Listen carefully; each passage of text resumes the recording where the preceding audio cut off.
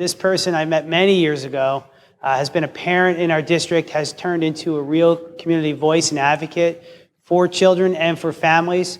She runs the BR Help Center in town. And without further ado, Miss Lucina Silva. So how many of you have or had a Brazilian child in your classroom?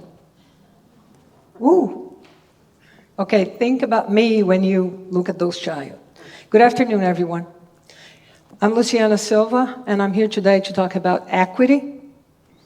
I would like to thank Dr. Salvatore for the opportunity and Diego for helping me with this project here because I'm not so good with this. So I am the president of the BR Help Center, which is a community center that we have in Long Branch, where we help not only, but most immigrant community of Long Branch. Among the projects that we have at the center, we try to integrate the immigrant community into the American culture. And I love what I do. I have total passion for what I do. What is equity? What does that really mean for an immigrant child? Equity is not just giving me the opportunity, it is walking me through it. Let me tell you a little story that happened in 1999.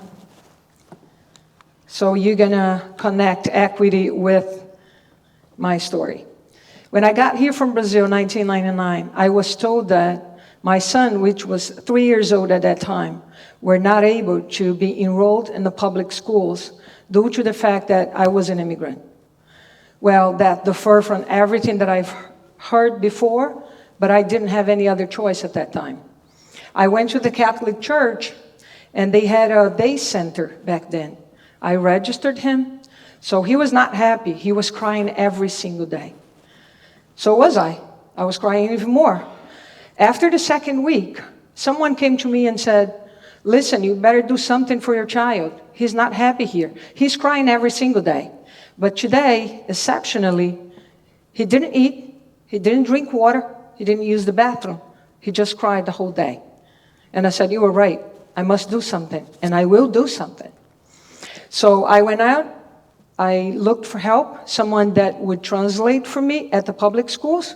I didn't get that help. I decided to go by myself. I went to JMF. The lady who came to help me, she didn't speak Portuguese, I didn't speak English.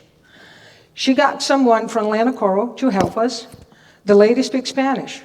I understood everything that the lady was saying, but she didn't understand what I was trying to say. So she gave up, went back to work. So the first lady didn't give up. She kept trying to talk to me, at this time, using the body language, of course. At my mind, some point, I understood she's saying, come back tomorrow. Bring your child. Birth certificate, passport, proof of address, and vaccine card. I understood the whole thing.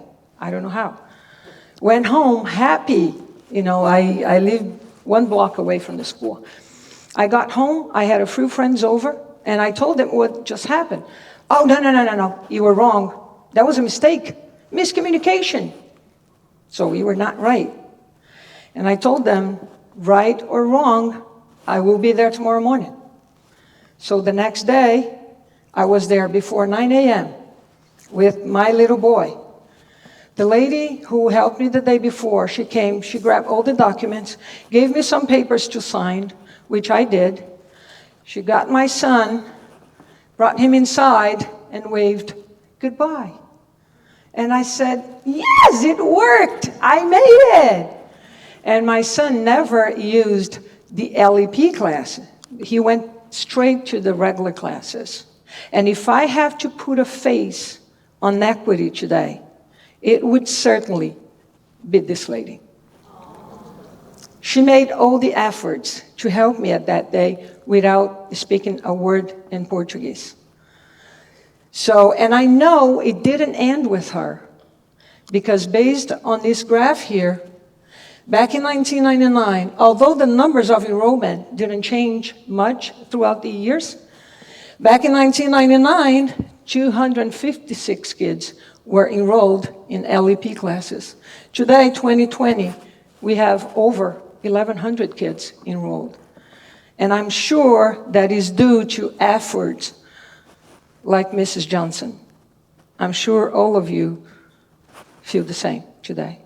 And to prove the story, I have here with me today the product of Mrs. Johnson's effort.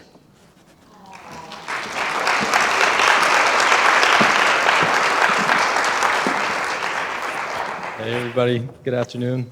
I don't want to refer to myself as a crybaby, but I guess I would. My name's Junior Silva, and I'm a result of what may occur with the help of individuals like Mrs. Johnson. And here today, I'm here to talk about, what happened throughout the years.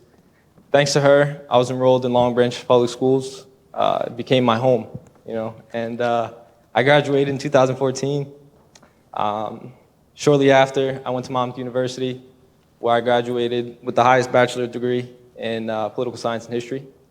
And today, I find myself as a second-year law student at New York Law School. And thereafter, with my degree, I plan on coming back and helping Long Branch Public Schools as much as I can. Thank you.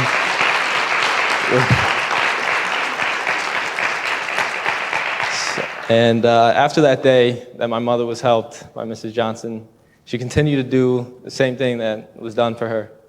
She grew to become the community leader of the Brazilian community here in Long Branch, and she tries to help those who are adrift in this new country to find a home.